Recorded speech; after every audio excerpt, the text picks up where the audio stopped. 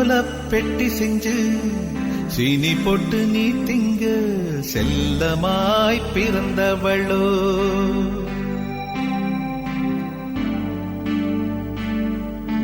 கொல்லையில தென்னை வைத்து குருத்தோல பெட்டி செஞ்சு சீனி போட்டு நீ திங்க செல்லமாய் பிறந்தவளோ. மரக்கிளையில் தொட்டில் கட்ட மாமனவன் மெட்டு கட்ட அரண்மனைய விட்டு வந்த அல்லீராணி கண்ணுறங்கு. மரக்கிளையில் தொட்டில் கட்ட